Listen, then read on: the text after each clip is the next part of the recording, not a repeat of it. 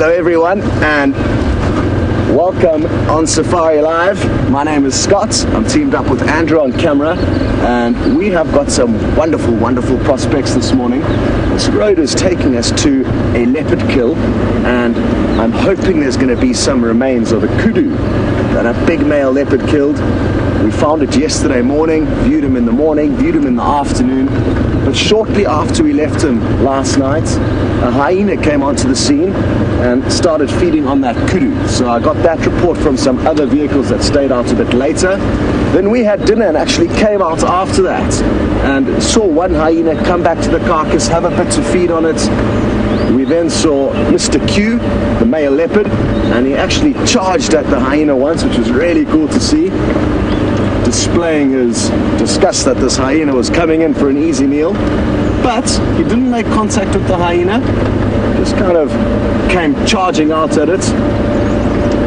And we're about to find out what happened thereafter. There's a strong chance that more hyena caught wind of it, of this easy meal, and only time will tell what happened. And you're going to be with us every step of the way. As we make our way into that area, I'll let you know that Brent is also out. His plans are to try and track down some wild dogs this morning, and wouldn't that be nice if he gets lucky? And James is going to be doing a bushwalk, so there's a lot going on, and there's a lot of hyena tracks heading up and down this road. No surprises there. We are not far away from where the kill was at all. This is so exciting. I love returning back to a kill like this in the morning when anything could have happened. Maybe the leopard may have been able to hoist the remains of that kudu kill up into a tree once the hyena had fed on it a little bit, making it a bit lighter. It was too heavy for him to get up into a tree initially.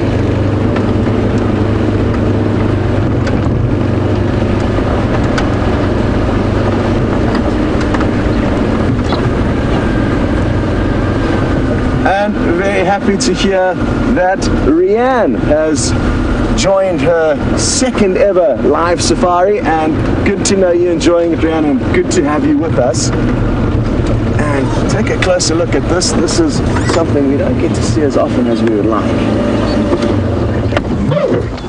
Stereotypical sign of a kill nearby. Vultures silhouetted up in a dead tree. And it is a wonderful morning here, cool morning. You can see there's lots of cloud cover, but that may burn off, and I've got a feeling that in the next half an hour to 45 minutes we're going to have some beautiful morning sunshine. But for now it's about 20 degrees Celsius. I'm not exactly sure how many degrees Fahrenheit that is. Somewhere probably around 50. 69, way off. There we go. So that gives you an idea of how much we use Fahrenheit here in South Africa. We're on the degrees Celsius scale, as well as the kilogram, as opposed to pound.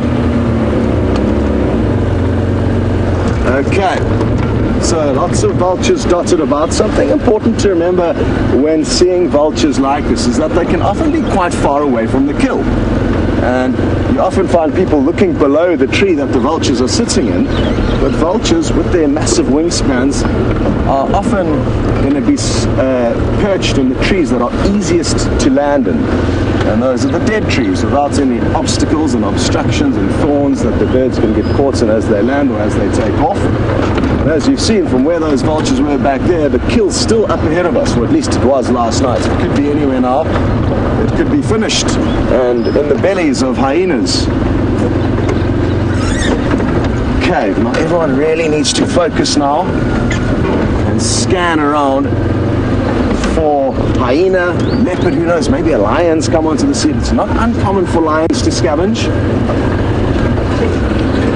And what we're going to do is we're going to head straight back to where the kill was. And it's just up ahead of us here. What is going to be left over? Is there going to be any leftovers?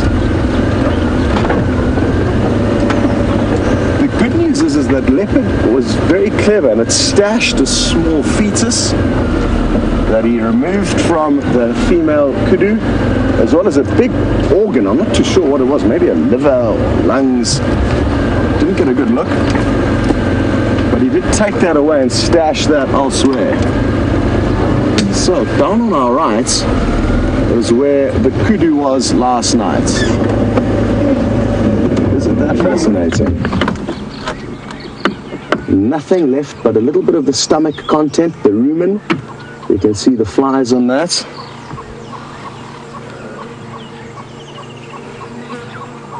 Look at those flies with those big red eyes.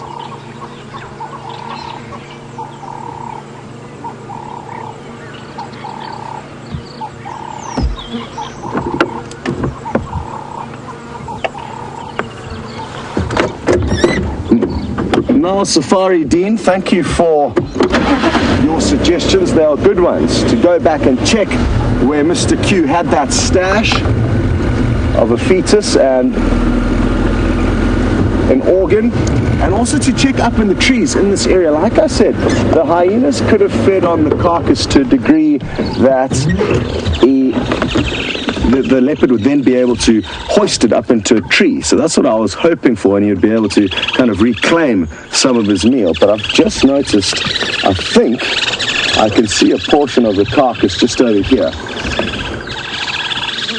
And judging by all the flies buzzing around, we're in luck. So that's what's left. For those of you who were on safari with us yesterday, you may be quite impressed with the ability of hyena.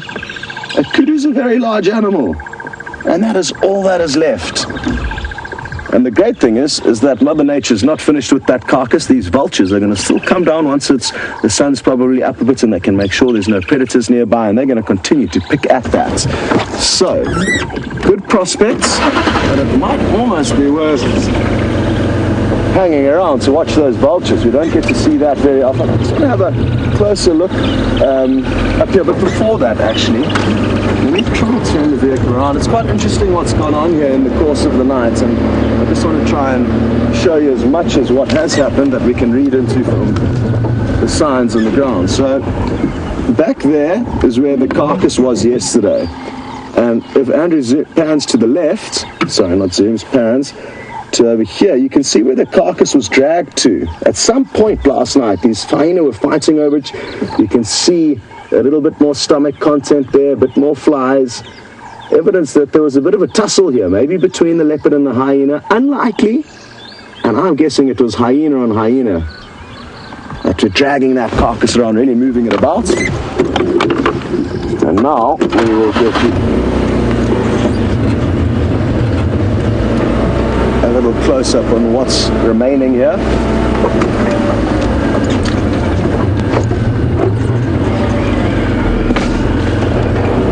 I'm so happy to hear that Shell in Detroit is watching with a friend, and this is one of my favorite things, Shell, so thank you for allowing me this opportunity. Shell's friend, it is hard to believe that this is a live safari, but it is, otherwise this would not be happening right now. We wouldn't be speaking to you. And it is entirely live, it's entirely true, and it's entirely interactive, so thank you for joining, and I hope you enjoyed. We are going to probably find a leopard in a short while, so don't go anywhere. Take a closer look at the remains here. It looks like the rib cage and a bit of the spinal column. Still a decent amount of meat there. The flies are doing their best to lay their eggs on it. There's a little bit of a hide and sinews there. So, still a bit of snacking to be done. Oh, there's a hoof. Interesting stuff. Okay, well now we are going to start fine combing this area for any signs of where the leopard is. It is a couple of minutes of off-roading before we get there, so we're going to send you across to James on the bushwalk. Enjoy.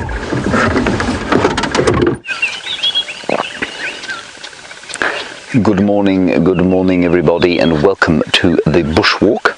My name is James, and on camera is Viam today, and you are experiencing what is the most intimate form of wilderness experience, that is walking through the bush on foot, obviously. Well, you can't really walk any other way. The sun is just peeping up over the horizon. A stunning morning, very still.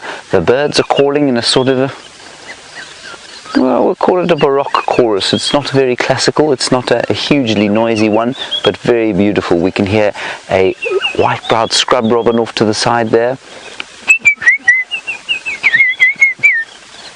The doves are calling. There's a black-headed oriole going doop, doop, doop, doop, doop, doop. And a red-chested cuckoo going bit my fro, bit my fro. A very strange thing that, but that's what it says. So there's the sun, and what we're going to be doing is walking gently up the line of drainage lines here. There are 3 or 4 of them together, and they lead down into the Djuma Dam, and we're just going to explore around here and see what we can find. We're probably going to focus on looking at little things. If we do come across something like an elephant or a buffalo or maybe a lion, with any luck, we'll view them on foot, but the idea is just going to be to look at small things.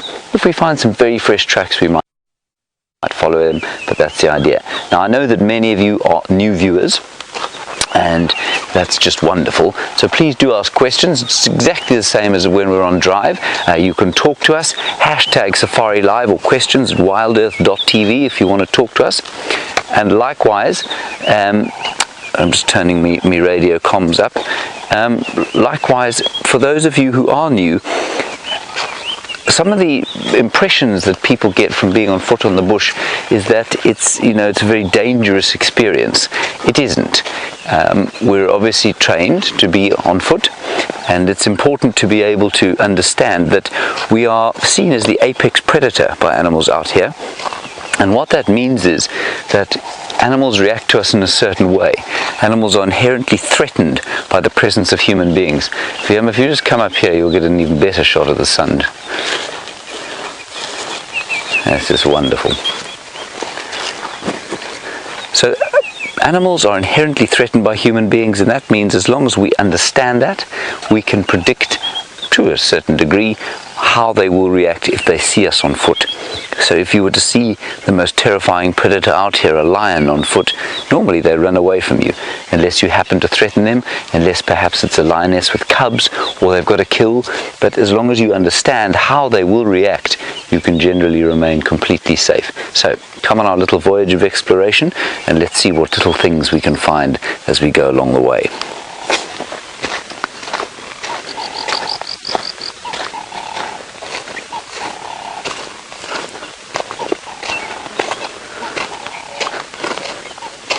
Here's a beautiful little flower. And thank you, Jennifer in Toronto. You say if I was really talented, I could walk on my hands. You're absolutely correct, Jennifer. If I was really talented, which I'm clearly not, I could walk on my hands. We will be walking on foot today. Here's a beautiful little flower, and I'm not going to pick it. It's called Trachyandra spicatus. It doesn't have a common name, only that Latin name, and mercifully it's one of the ones I know. The wildflowers are very difficult to identify a lot of the time. There don't tend to be many good books about them out here, and this one is called Trachyandra. Very beautiful little white flower with yellow anthers, anthers being the little bits and pieces that hold the pollen. Now I'm just going to give it a smell. Often the white flowers smell very delicious. This particular one smells just like the air all around it, nothing very much at all. I think it's going to be quite a hot day, but there is some nice cloud, which is excellent. So we're going to continue up the drainage line here along the bank, and you're going to head off and jump onto the vehicle with Brent for a little while, and we'll keep you posted as to what we find. See you just now.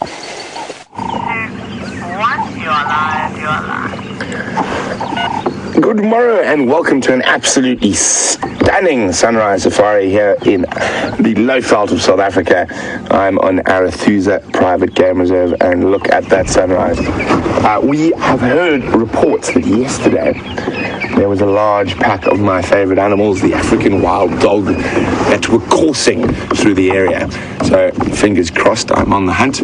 Even if there's the slightest hint of a wild dog, I'll be after it. So we're checking now on the western boundary of Arathusa, and hopefully we'll find some tracks, or even better yet, we'll find some dogs. My name is Brent Smith. I have Tabs on camera, and I'm very excited to take you on safari this morning. So let's get going.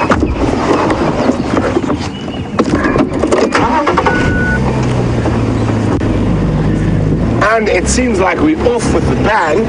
I'm not going to tell you what, but Scotty's got something special for you.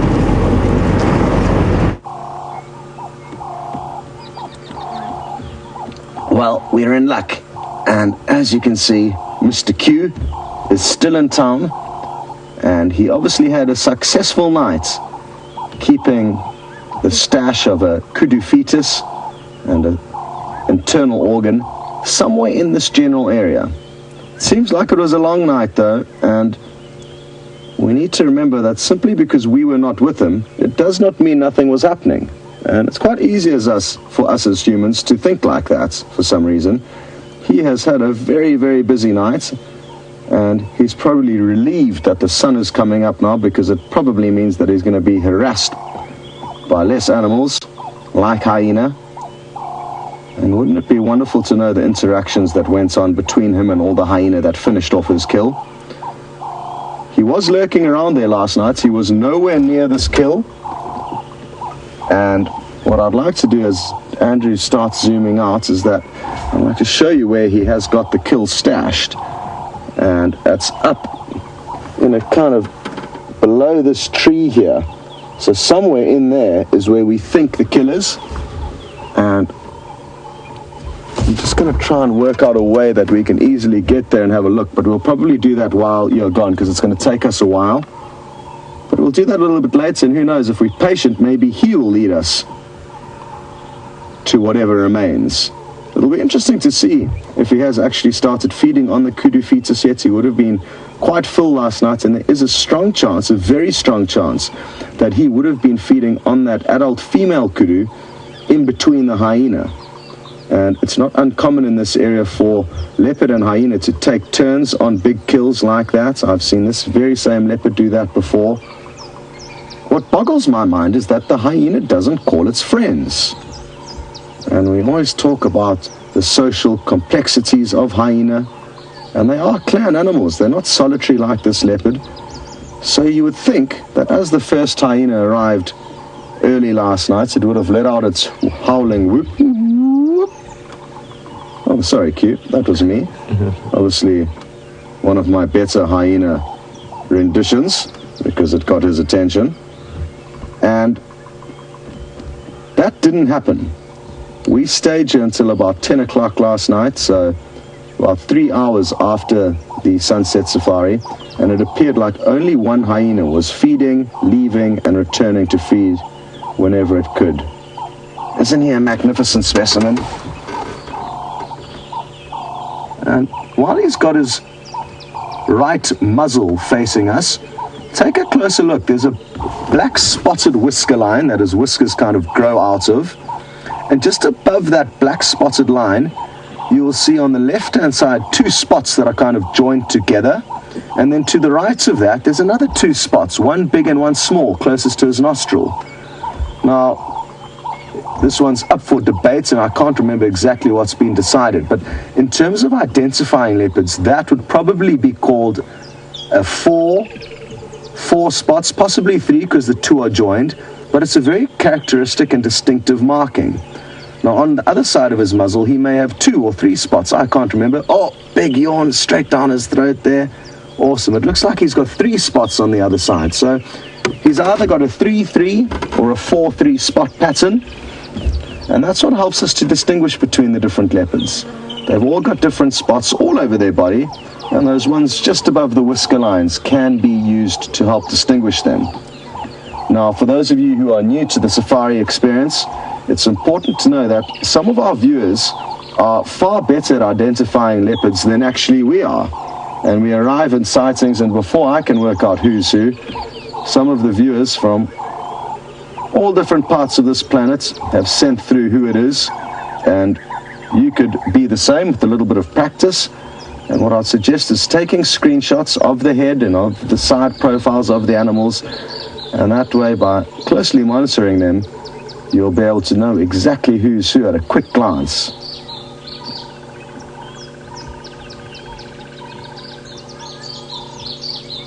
Isn't this wonderful that we can be about 10 to 12 meters away from a wild leopard in a beautiful place like this, in a completely natural environment, and he's sleeping completely at ease with our presence as if we are not even here. And that is fundamental. We try as much as possible to have no impact on what's going on here, and I think his behavior right now means that for now we're doing a good job at it. I think the flies are giving him more of a hard time than we are, and you'll see his ear twitching from time to time.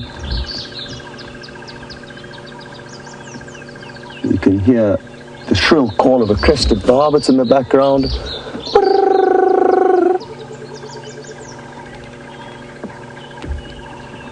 Ooh, this is looking promising. He's looking a little bit restless, and maybe breakfast is on the cards. He's certainly looking in that direction. But impossible for us to forecast what his next move will be and when. You can see now the sun's beginning to poke over the clouds to the east and is lighting up the canopy of trees. Beautiful. And soon it will be bathing its golden light on that leopard as well as us, and that's going to make for some beautiful shots. Oh, it looks like he may have started a yawn there. That's why Andrew started zooming in quickly. It may well come. Watch closely, and again, be ready with screenshots. If you don't know how to take a screenshot, I would suggest frantically trying to work out how to do that, because I think a yawn is coming soon.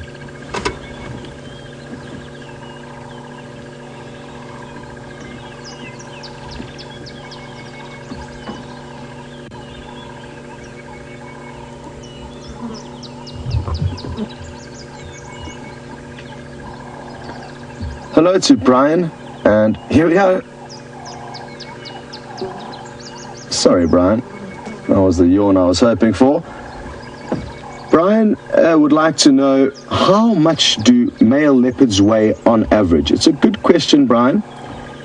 In this area, in the Sabi Sands, I would say your average leopard will weigh around 80 kilograms. And some of the biggest or bigger leopards recorded here will be around the 100 kilogram mark. So about 100 or 220 pounds at the most. 200 to 220 pounds would be considered a big male leopard.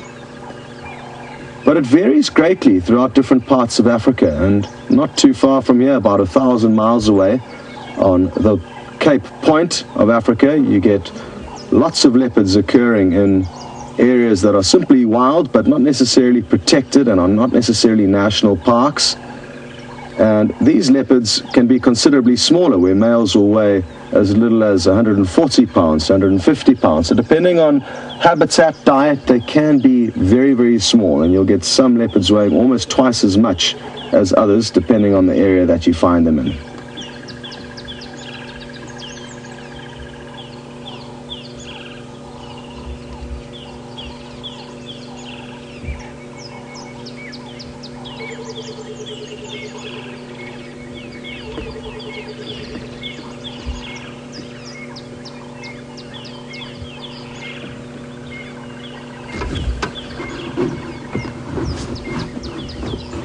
Goober Wallace just sent through wonderful comments that she likes to use, and what really excites her about the predators and the big cats. And she feels that these predators are like a loaded spring ready to unleash immense amounts of power. And Goober Wallace, you absolutely correct. The power of these animals is hard for our brains to comprehend. The speed and agility that they can move at, as well as, again, their brute force. I mean, just for him to be able to take down that adult female kudu.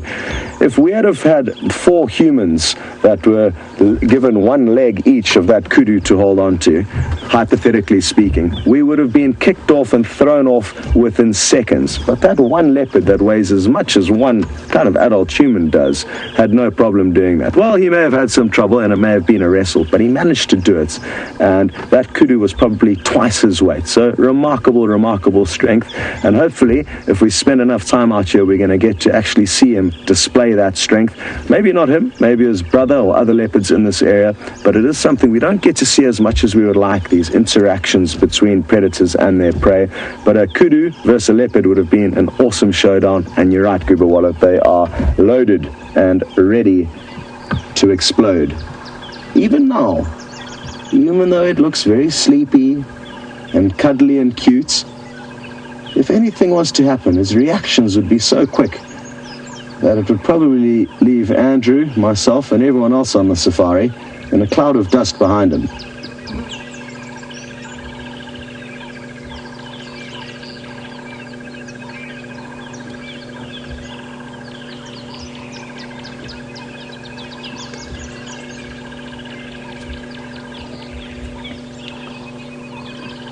Hello to Tanner, who's watching all the way in Los Angeles, and they would like to know, how often will a leopard make a kill?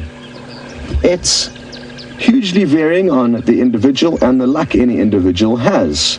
They are opportunistic, like most predators, Tanner, and they never know when they're going to get their next meal, and the odds are actually heavily stacked against them. All of their prey has evolved to escape them. And most predators, like lion and leopard, will only succeed about 10 to 20% of all attempted kills. So it's tough going, and because it is tough going, this kudu may have to resort to less glamorous meals than a kudu from time to time, and may have to maybe snack on a tortoise or a tree squirrel, even eat tiny little birds out of a nest that would just be a little morsel. Monitor lizards, rodents, just about anything this animal will catch, he will feed on. And I think a problem we very, very often make is that because we don't see lion and leopard permanently with a big kill, we assume that maybe they haven't fed. But a lot of the time they are actually making kills that they can finish so quickly that we don't know that they've fed. We can't see that they've fed. Oh, here we go. The flies are causing them to reposition into some wonderful, wonderful spots for us. Look at that. I mean, it doesn't get too much better than this. It really doesn't. So I think a lot goes on, Tanner, without our knowledge. And if he was to eat something small between two drives, between a morning drive and an afternoon drive, we would look at his belly and assume that he's eaten nothing. So it's the same with lion. I think very often lion may make small kills, like an impala-sized kill, feed on it in the course of the night. Then we wake up in the morning and the lion look exactly the same as they did the night before to us. So we assume that they didn't eat anything. And just because they're not gorging on a buffalo doesn't mean they didn't have a little snack. So it varies a lot, Tanner, but they can go for food quite easily without 3 to 5 days. So they can go for a long time without food. And that's why they really make the most of it when the going's good.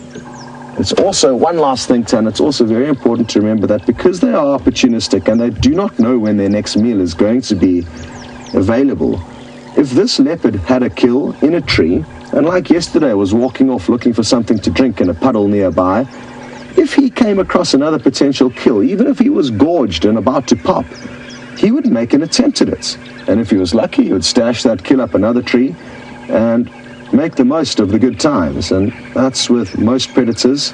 They really do need to cash in when the going's good, and it looks like we're about to cash in as he heads in for breakfast. This is what we were hoping for. Okay, I'm going to try and get into position quickly. Everyone hold on.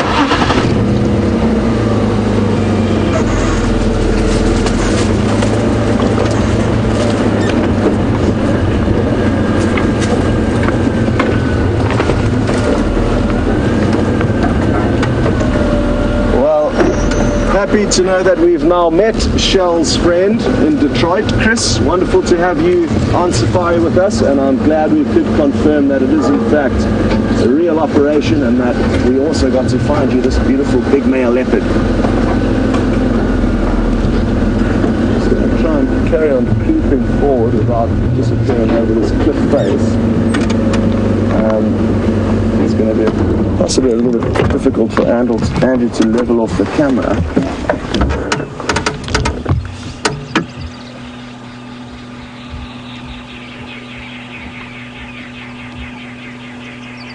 I'm just going to give it a moment or two. I can't see the kill at this stage.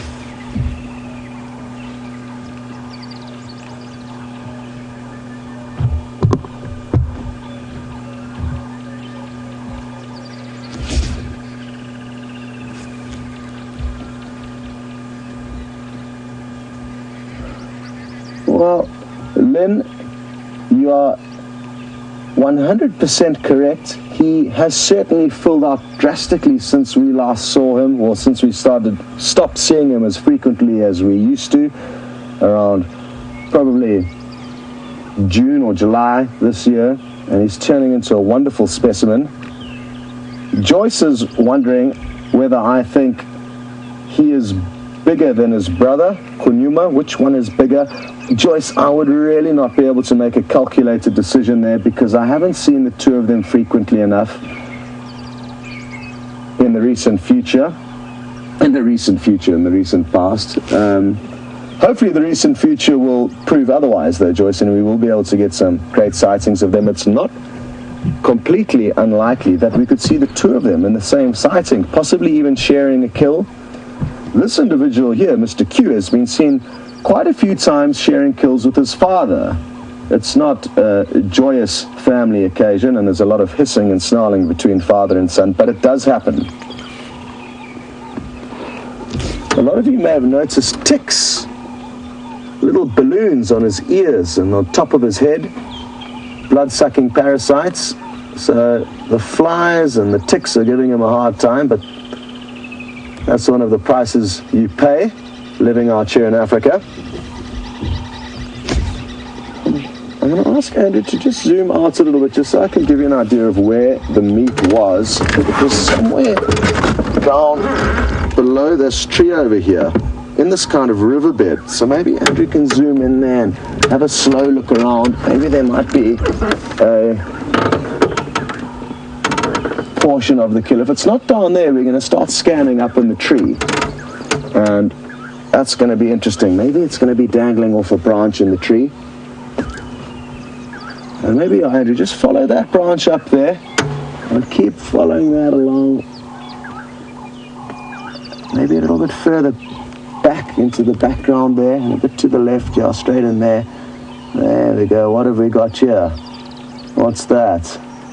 Is that a fly I see buzzing around? It is. And a hoof. And a baby kudu. So, clever leopard. He's got his kill up into the tree. It'll be quite nice. I think Andrew will be able to zoom out as he's already doing. He's one step ahead of me. And be able to get you the kill and the leopard and the tree all in the same frame so you know what's going on. There we go. Wonderful. So, not sure if he's finished the hunk of meat that came along with that kudu fetus, but he's still got some meat here, so that's great for us.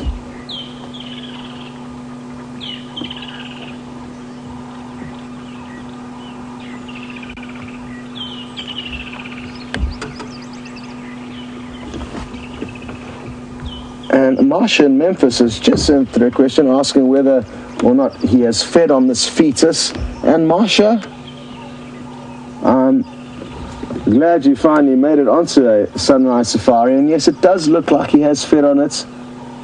There's a little bit of the guts hanging out there, and it's very small, so I'm not sure how much longer it'll keep him here, but at least he's got it stashed safely away up in the tree. What's going to be interesting is if and when he eventually climbs up into that tree to see him feeding on it. It's not going to be the easiest of trees to move through because there's quite a lot of branches. What we can read into, now there's no guarantees, is that the hyena may have followed him back here from that kudu kill, giving him a hard time, and that's why he may have wanted to stash this kill, or it may have simply been a safety thing just to make sure.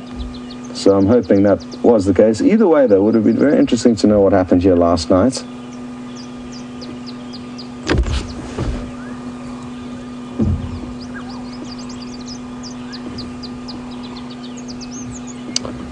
hello to Ava Brooks, and I'm happy that we are going to be able to dispel your belief that leopards sleep in trees. They can from time to time, but if you think about it, regardless of what animal you are, you're typically going to be more comfortable on the ground than up on a tree for any extended period of time. So usually the only time that you'll see leopards sleeping up in trees is when it's very, very hot. In the summer months, they'll go up into the cool, shady trees where the windy breeze will keep them cool, and they'll also be out of the thick blanketing grass on the ground. So hot weather's a good time to see leopards up in trees. And also when lions have chased them up there, that's another good time. Other than that, they'll generally be on the ground. And it's not even uncommon for leopards to take their kill up into a tree to keep it safe, but bring it down onto the ground to feed on. It's just simply easier than balancing up in a tree with the risk of falling out, even though leopards will very seldomly fall out of a tree, and I've never seen it happen.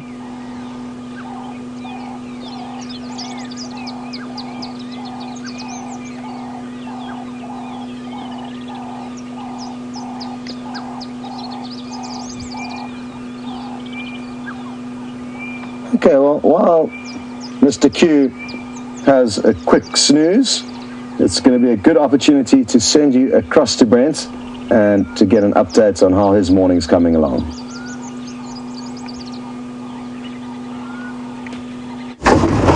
So we're sitting in the Murricane drainage line, and in this track up ahead here, there's very fresh tracks of an adult male leopard. I'm hoping it could be the beast that is Anderson. Could also be Tingana in this area. So very exciting. And you can see there's been quite a lot of activity on the road during the night, and the leopard tracks are on top. So fingers crossed, we're hot on the trail.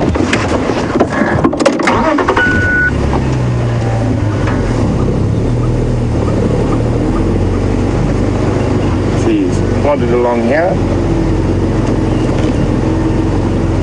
half hoping we're just going to drive around the corner and he's going to make life easy for us, but it doesn't always work that way.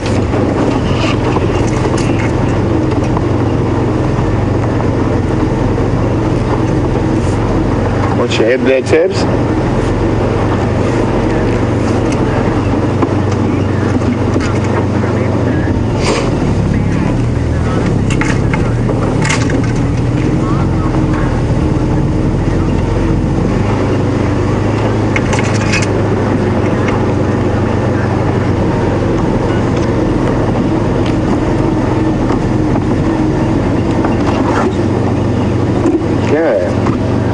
Just to confuse me, their tracks going the other way, but they are hyena tracks, so not to worry. I think the male leopard tracks are on the east side. There we go. Still carrying on. So while we're following up on male leopard tracks, Elena, who's in Sacramento, is wondering, do males spend a lot of their time alone? How long do they mate for? And do they actually look after their babies? So Elena, a male leopard's role is very different in terms of fatherhood from what we would consider fatherhood. They will patrol the area around where the cubs are and defend it from other males who would kill those cubs, causing those females to go into estrus. Sorry Elena, I just need to concentrate here for a second. Make sure the tracks haven't gone somewhere else. Nope, still heading down.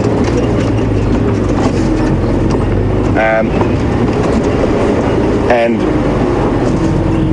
so he will patrol, and when it mates, actually the females actively seek out males to mate with, not the other way around. And females will actually move out of their territories to mate with males. Sorry guys, going to be on the radio with Sean for a second. Standing by. Still going straight down the Murricane across Pascal.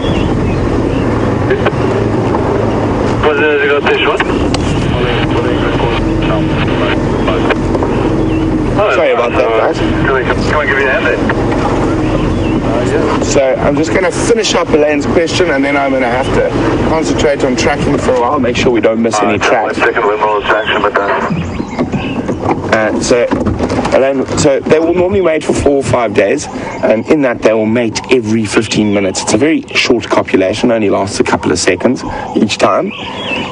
And they're not very active fathers, but they provide that overall protection for them. So it's also good to just listen. You can hear the dawn chorus around us. What I'm hoping for is a alarm calling squirrel, or even better, kudu, nyala. Now, while we continue on these leopard tracks, let's go see what Commander Bond's up to on foot.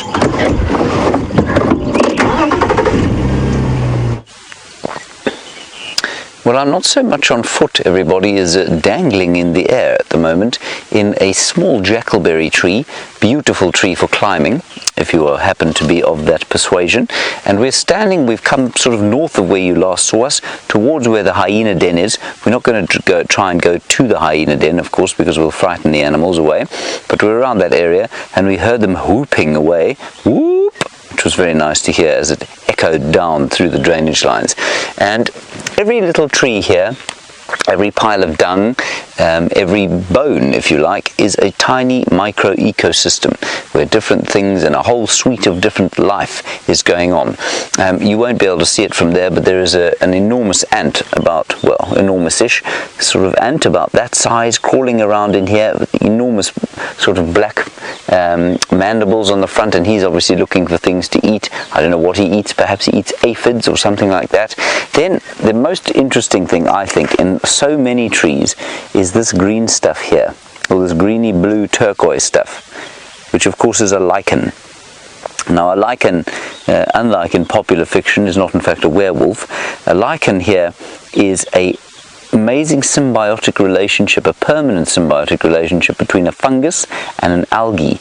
And I've said this before, but perhaps to the newer viewers, we tend to think of life being split into two kingdoms, the animals and the plants, when in fact, I think, depending on your biological persuasion, it can be split into probably up to 7 different kingdoms.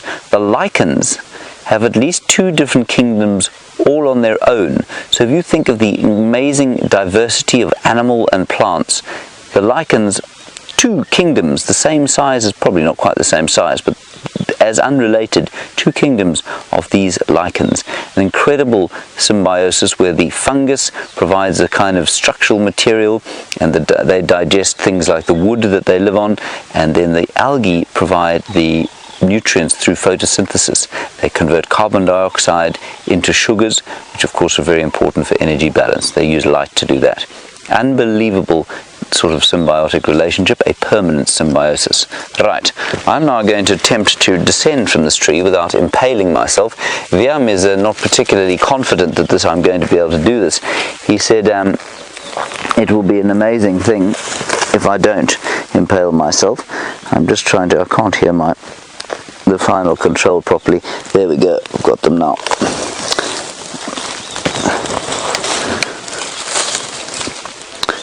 And Julia Smith, thank you very much for your question. It's a good one.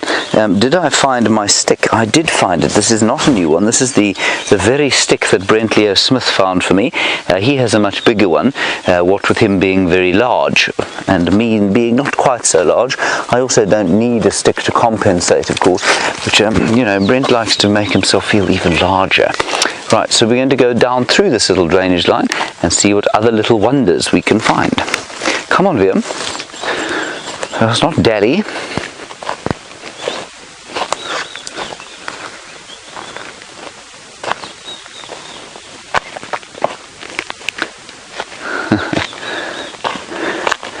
And Siberia Zumi, your request for a longhorn beetle or shield bug, absolutely we're going to try and find things like that. I know that you sent through a tweet of a longhorn beetle the other day. I find them fascinating, and there's a massive plethora. We're talking about the kingdoms of animals and plants. The what would we call them? They're not even called a class. They're the invertebrates, or the phylum invertebrate. The astonishing array of animals, tens of thousands of different insects and mollusks and crustaceans and different things like that. And absolutely, we'll be trying to find some of those today as we wander through the wilderness.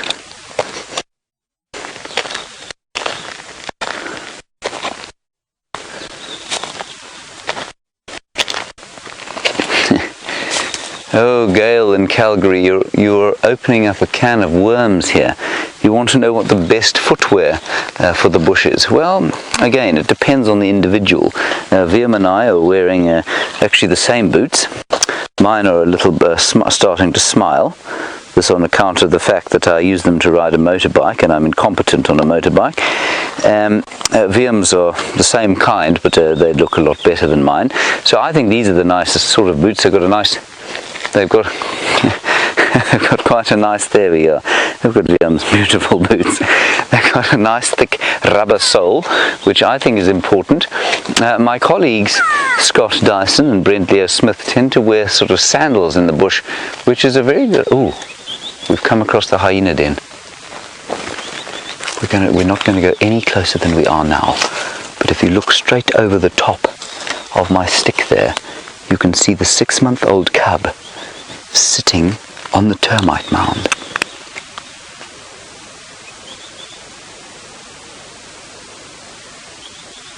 Now she is watching us. I'm not going to go even a step closer than this, just simply because we don't want to disturb them and make them run away. Isn't that lovely? She's sitting and watching us. And totally relaxed. She's relaxed completely. She's put her head down. Oh, that's really special. I'm so glad we came across it. I knew we were in the area.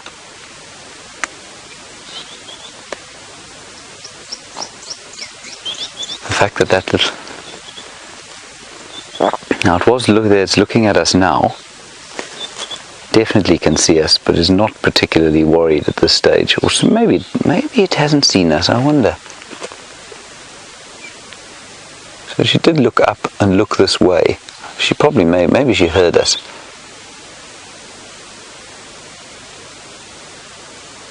There she goes. And the little ones will be around there somewhere. That was wonderful. Right, let's turn around and carry on our footwear discussion this way.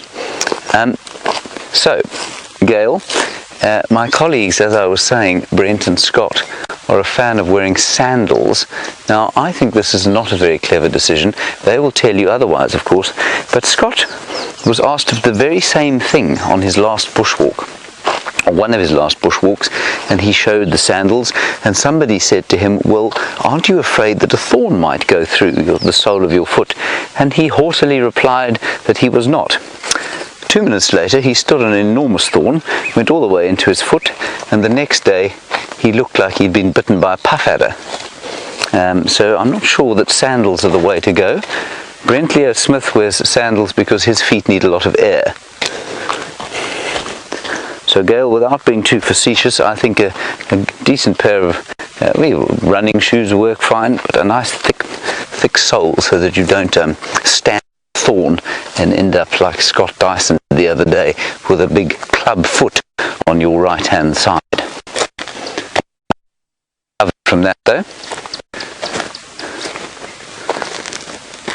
it was just so special to see those hyenas.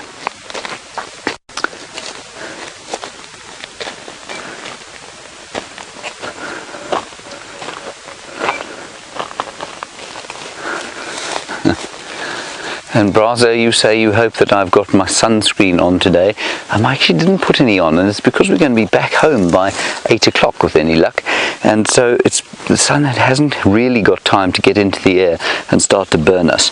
Now, just before we link over to Scott, who's got some large scavenging birds, this is a closer look at a different kind of lichen. They're totally unidentifiable to me. You've almost got to be a sort of PhD in lichens in order to understand exactly what's going on with them and identify the different species. I'm just not that fascinated by that, but I am fascinated by the beauty of their little sort of filaments and leaves. Isn't that amazing? So that is a symbiosis between algae and fungi. Just amazing. Alright, we're going to hand you back over to Scott. He's got some birds to show you, and we're going to continue along the line here. With any luck, we'll see another hyena, but not one at the den. See you just now. Two-headed vulture. I've never seen a two-headed vulture before. This is incredible. Only kidding. You can probably see there's 4 sets of legs, and it's just 2 vultures sitting next to one another. Sadly, they've just changed positions, kind of standing broadside to us, so we cannot show you that they are filled with kudu. Basically, vultures have the ability to eat about 3 pounds of meat that goes into their stomach, and then they can store about another extra pound or 2 in a special pantry called a crop. And when they're very full with meat, that crop sticks out, and it's typical of not only vultures but lots of predatory birds. And you'll basically see a big bare patch of skin sticking out of the center of their chest, looking like their heart's about to burst out of their rib cage.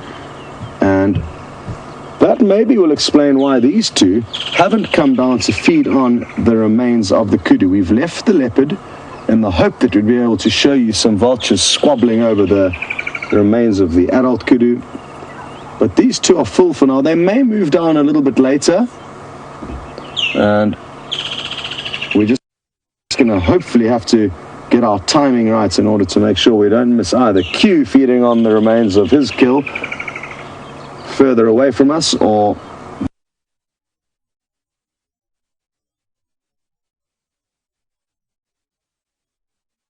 these vultures feeding on the remains of what the hyena finished off. So we'll keep moving about just to give you an idea of where the kill is from.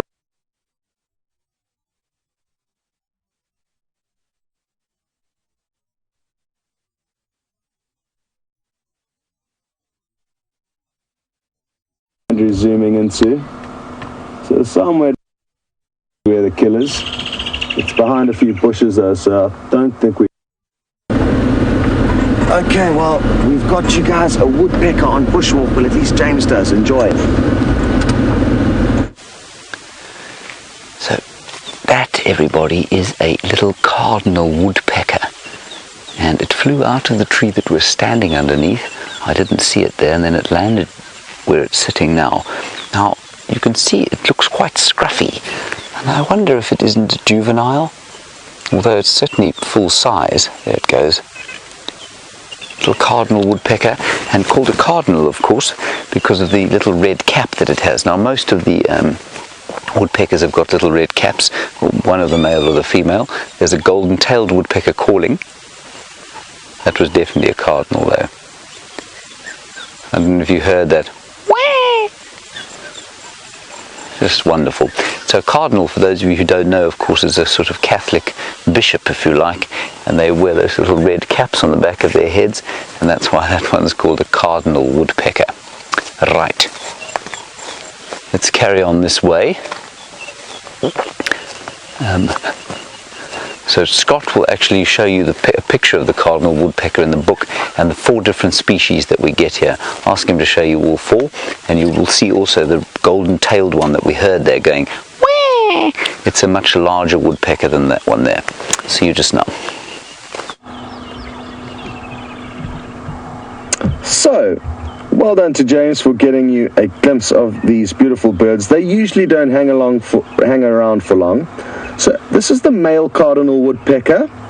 His head is kind of half red, half black. The female lacks red on her head, and she's no different to the bearded woodpecker female, who we can see down here, who also doesn't have any red on her head. And all of the males, basically, of the 4 species will have red. The male bearded, the male golden-tailed, which you could well have just heard now with James. I'm not sure if it was the male or female who was singing for you.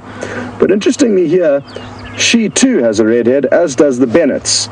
So, tricky business distinguishing these birds. They all look very similar. The bennet's chest is spotted, where the golden tail is streaked. The bearded further down is barred. So their stomachs are the best place to look. For any of our Dutch viewers, the easy way that I remember the bearded woodpecker is that a baard is a beard in Dutch or Afrikaans, and baard and baard sound quite similar. So the Dutch viewers shouldn't have a problem remembering that. The cardinal is the smallest of the 4. So that usually helps with quite an easy identification.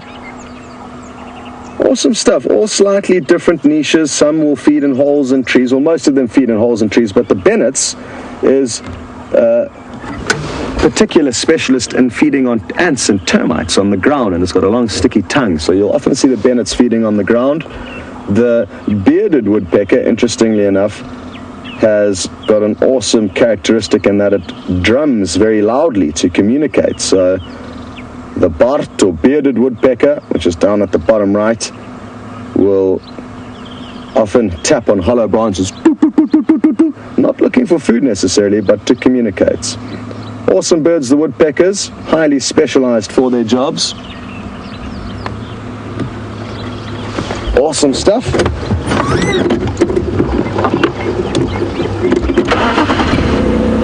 So Taxon's just arrived with his guests, and they're going to follow us in.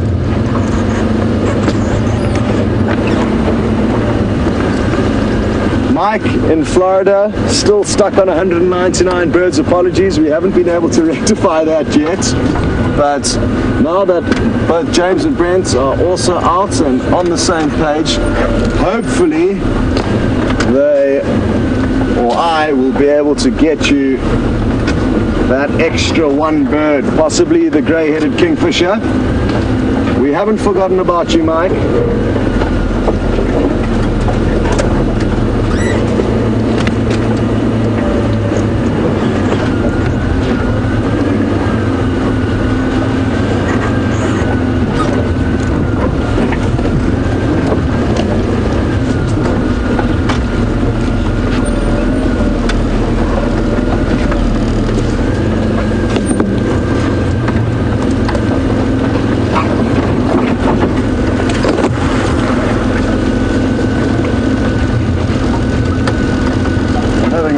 Trouble with my earpiece and my rotten ear, suffering with earache at the moment, and I'm therefore battling to hear some of your questions you guys are shouting to me from all around the world.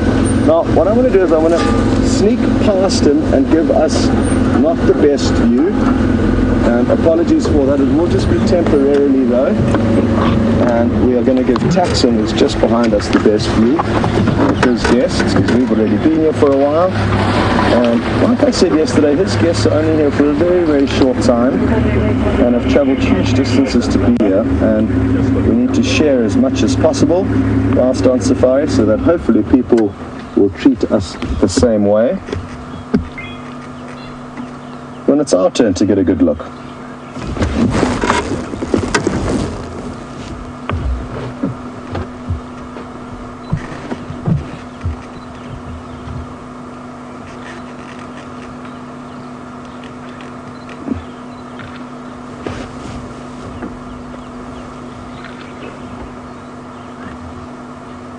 Good morning, Rain, just 15 years old and on safari with us.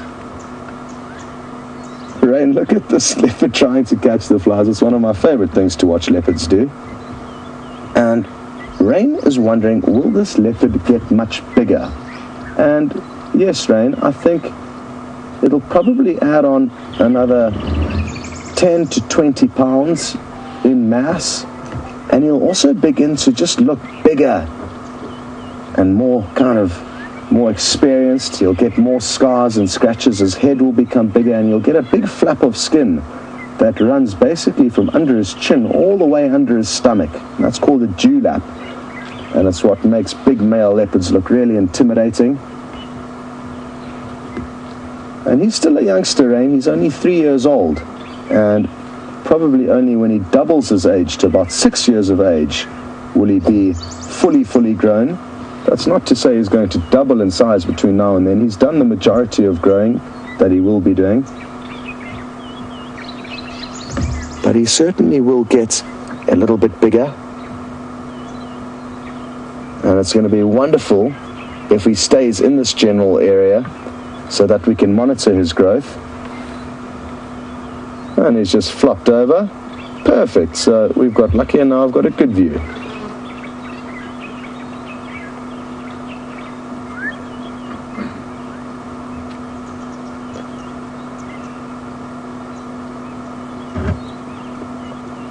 And Ross has just asked for me to show you the size of a leopard's paws. So Andrew's just zoomed in there to show you the best possible view, not the greatest from that angle.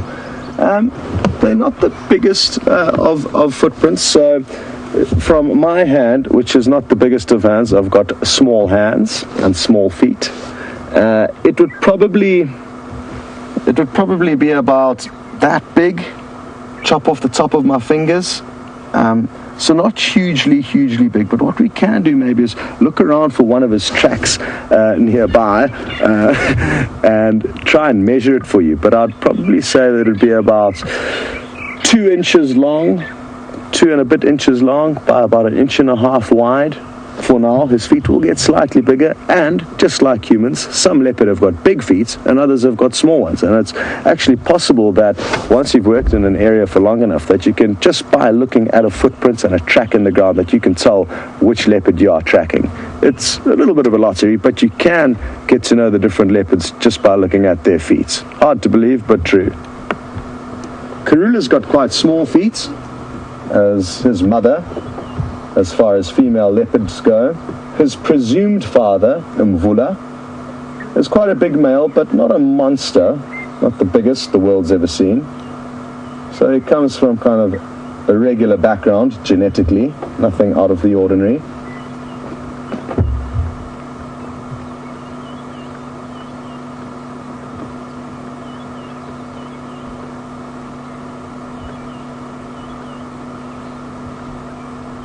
Well, it sounds like the bushwalk is on fire this morning, and James is wanting you to come across for a few more updates.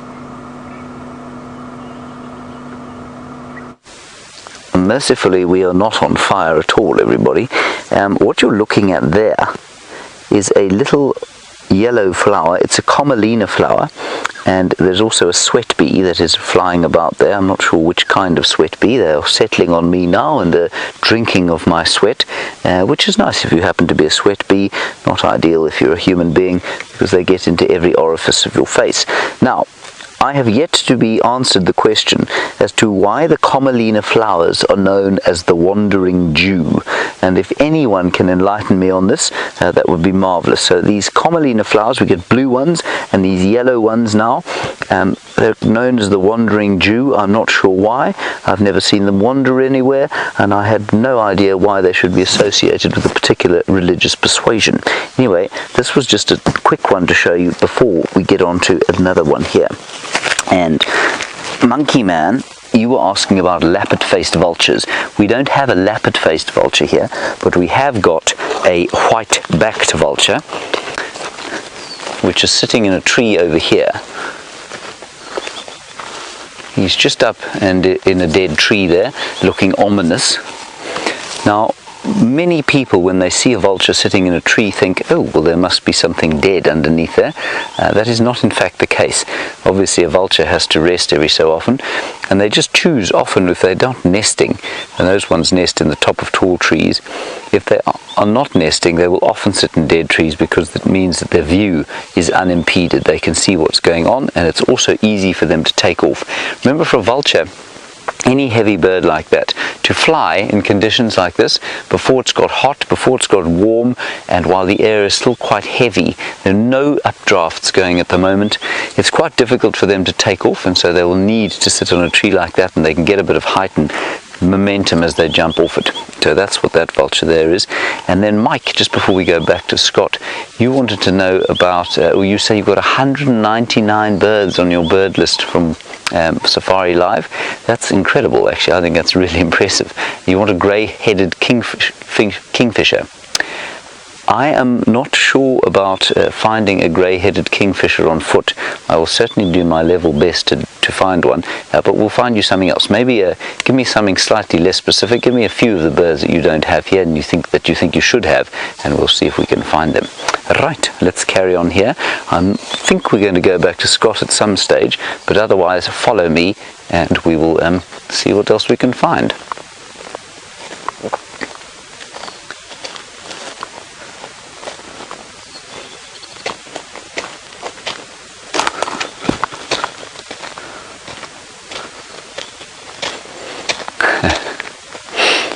Right, now great question from Brian. You've been watching us since the Big Cat Week. Wonderful to have you along, first of all. And you want to know why it is that the hyenas wouldn't attack us when we got so close to the den. Brian, the reason is simply because, like I said at the beginning, they see us as an apex predator. Now, what the hyenas do when you come across a den as a predator, so if lions come across a den, the adults will disappear and the babies will go down into the burrows, safe in the knowledge that the little shelves they've constructed in the back of the dens will keep them safe from anything that might want to attack them. So that's why the hyenas wouldn't attack us.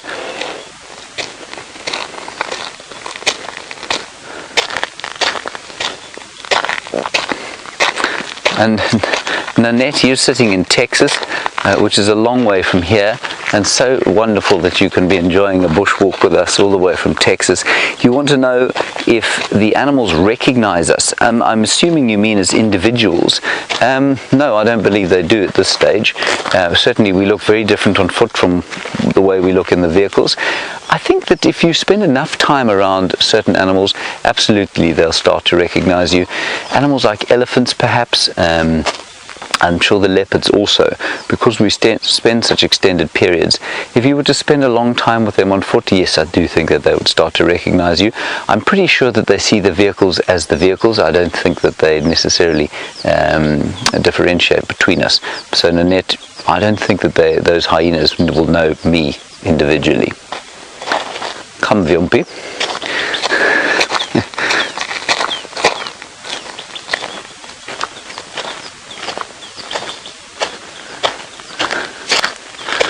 Now, ex-Ranger, you say perhaps the wandering dew flowers are related to the triffids. Now, I know that the triffid weed that we get here is a dreadful invasive plant. I don't know. It's possible. I don't think so, though. So, yeah, maybe that's one of the answers, but certainly further research required. Right, let's head across to Brent. I know he's tracking something, probably another male leopard. I know he was looking for the dogs, but if he hasn't found the tracks, he will have slowed down and is probably on the tracks of a male leopard. We will see you just a little bit later. So, my excitement has raised tenfold. I found out they found Tingana to the east of us. That means these tracks can only be the beast that is the Anderson male. So, the last tracks we had were going into this area with no roads behind us. Very hard ground, so he might have crossed this road, and he does like this area we're heading to on the Murray-Kenny drainage. So fingers crossed, we're going to see a leopard who looks like a lioness at some point this morning. We're going to be going very slowly through here. Don't want to miss any tracks.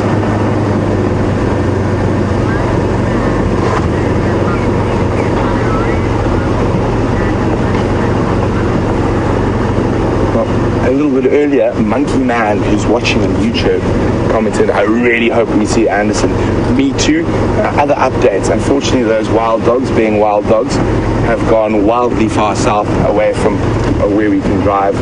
Actually, away from where everyone up here can drive. So they must have done about 20 Ks yesterday since they were last seen. And just in the wrong direction. So there's a couple of termite mounds as we approach the drainage system here that Anderson apparently really likes to sit on, and the first and only time I've seen Anderson was just here, so fingers crossed.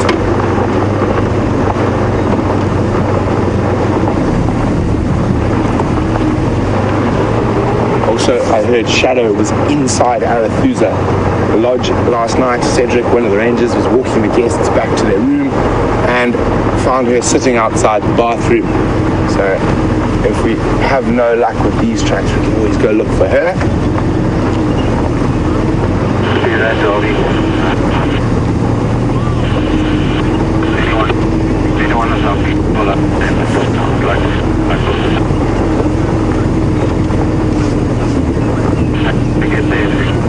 Anna Marie says, wow, hopefully we are lucky enough to see 2 leopards in one drive.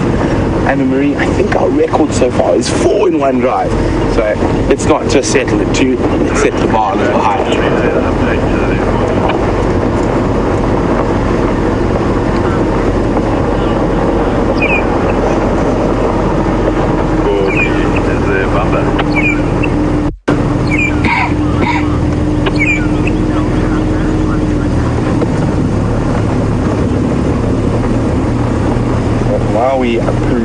hurricaney drainage for this monster male leopard. Anthony Malgotta on Twitter. So I'm just going to sit up so I can see down into the drainage line. Would like to know, is raising leopard cubs all on mom? And it is pretty much 90% other male leopards.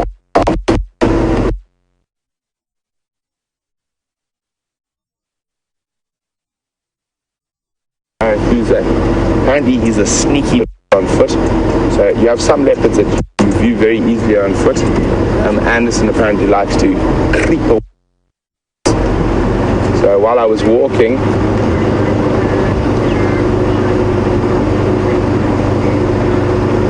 we're in a bit of a bad area down in the village, so we're going to go back to Scott with quarantine while we try to find Anderson.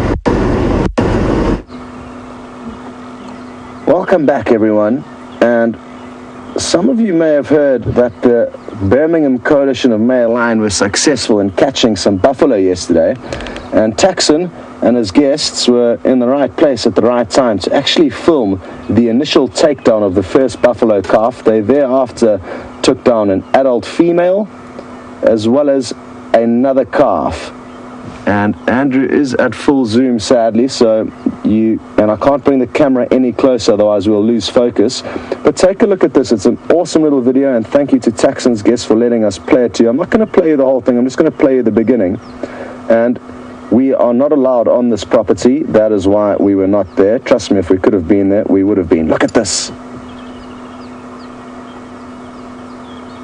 Imagine being there.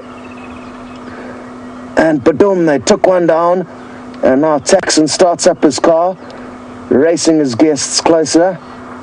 The buffalo continue off in a cloud of dust, and it looks to me like there could be 3 or 4 Birminghams there. There were 4 of them together, then one stays with that buffalo calf, and the rest pursue the herd. Look at this. Boom, straight after them again. One is not enough, and this is a great example of how, when the going is good, there you can see 3 big males chasing after them. When the going is good, they're going to cash in. And one just missed one there. Look at the cloud of dust. And great camera work, I must say. And isn't this awesome, guys? And I know it's kind of torture in a way that we're showing you a video and not experiencing it live, but it's a good teaser or taster for what could happen if we spend enough time out here. Hopefully these 4 big male lions are going to come back and visit us soon, and we will get lucky. It's just about spending enough time out here. I think now as Tax gets into position, the other 3 males managed to bring down this adult female, and not easy to bring down a buffalo even for a big male lion. You can see she's kind of standing up here. One of the males is trying to suffocate her, pulling down on her, the other on the back, trying to probably crack into her spinal cord. Hard to watch sometimes, these kills, but fascinating stuff, and we'll leave it at that. That's the best action from this video. Whew, hectic stuff, and that happened not too far away from us yesterday afternoon. Hard to believe.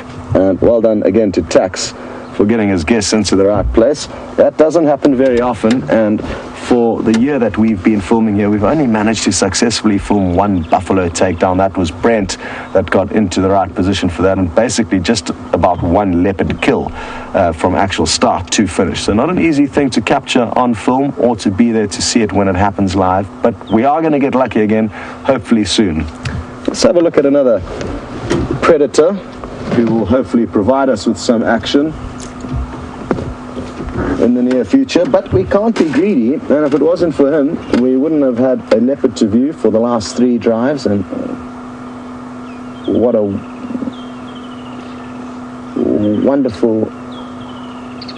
wonderful afternoon with him yesterday, and quite a relaxed, sleepy morning with him now.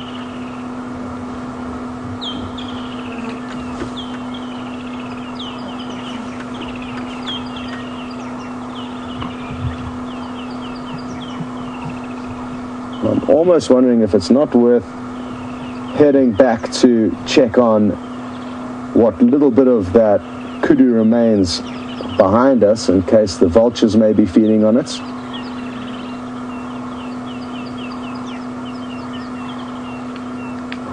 And it sounds like Brent's got some interesting signs on the Bush Telegraph that he would like to show you and teach you about. So we're going to race you across to him, and we'll be waiting right here for you to return. So we're still on the trail of the Anderson male, but while we are on the trail, I'm going to show you this very cool track here. So you can see, really fascinating. Quite a large elephant, an adult elephant, has decided to sleep. And you can even see every single little imprint of the skin in the sand here as it slept. And quite often with adult elephants, when they do lie down completely flat, they always lie on a slight embankment, so it makes it easier for them to get up. But very cool. Just want to check one thing quickly though.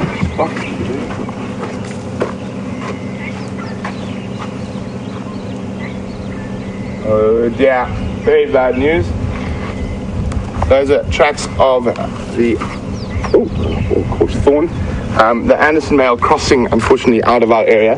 But the boundary, there's a road that follows the boundary, so he might pop back in. Also, we might go look for shadow around Arathusa Lodge. But while we do that, let's head back across to Scotty, who's already got a leopard in his pocket. People queuing to be there. Everything was the fact was in the open. Welcome back, everyone. And I've just been hearing more wonderful stories about the buffalo hunt yesterday with Taxon's guests. They're all understandably very excited, and they know how lucky they are to have seen that, which is also important, because that you can spend a lifetime out in a wilderness area and not get a sighting of that quality. Perfect afternoon sunlight, perfect open clearing, and a lot of the viewers are saying a big thank you for the video, and they are the responsible people. Well done, guys, and thank you very much. You can see they've all got big smiles on their faces, rightfully so, and they are very happy to share that wonderful experience with us. And generally, out on safari, that's how everyone acts. It's very nice out here because there's not too many people, I guess. You tend to be friendly with just about anyone you bump into, even if you've never met them before.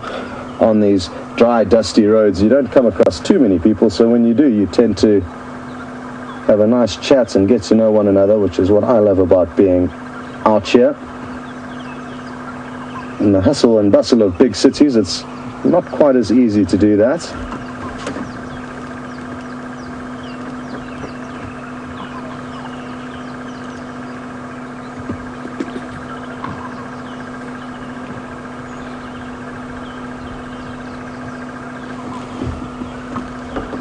Now, earlier on I was mentioning that hopefully we'll be able to monitor the life and growth of this male leopard, but there's going to be no guarantees that that will be possible. And Colleen in Seattle has just asked, what is the likelihood that he'll stay here? I mean, how far will leopards move in a lifetime?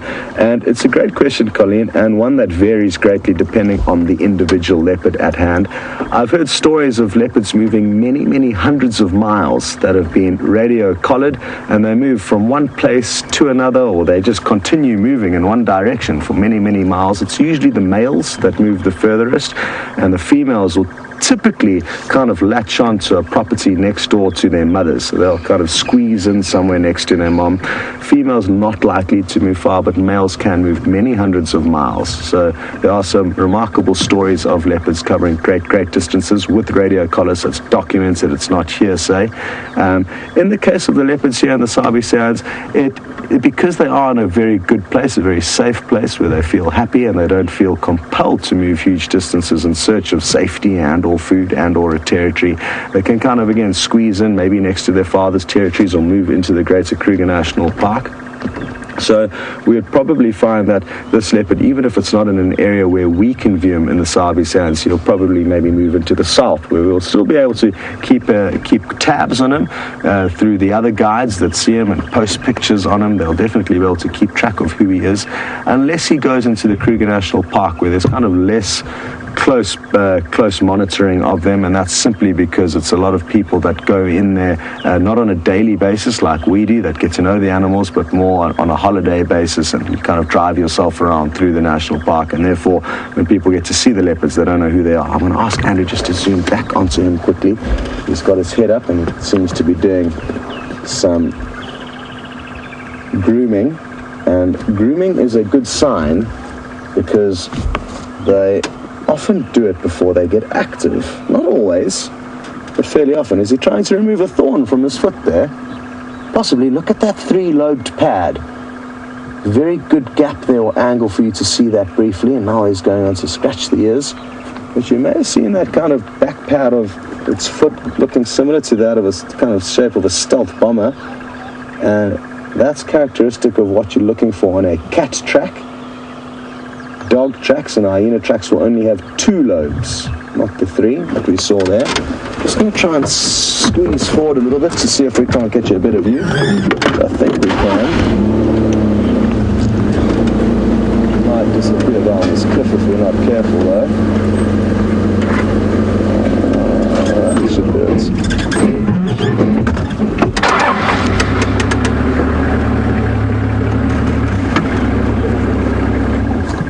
Beautiful. Oh no, there's a fresh tick that's just latched onto his eye. Can you believe it? In the last few minutes, it wasn't there earlier, and you can see it's still empty. And what's going to happen during the course of the day is that's going to fill up like a balloon, like the one on his right ear that you can see. Shame, Q. So I hope you guys got some screenshots before that tick latched on there, because it's not going to make him look very pretty.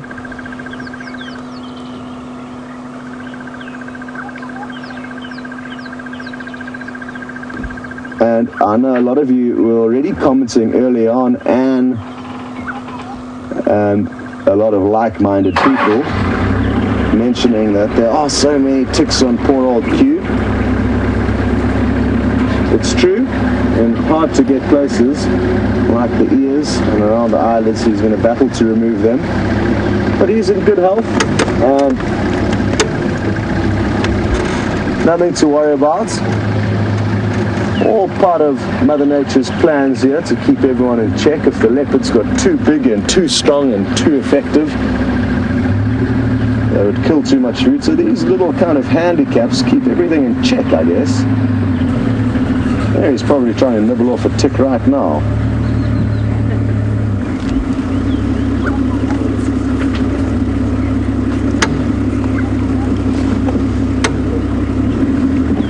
Just going to chat with Taxon quickly and let him know that there is a small piece of meat where the kill was and that there may be some vultures feeding on it. Tax, or Scott?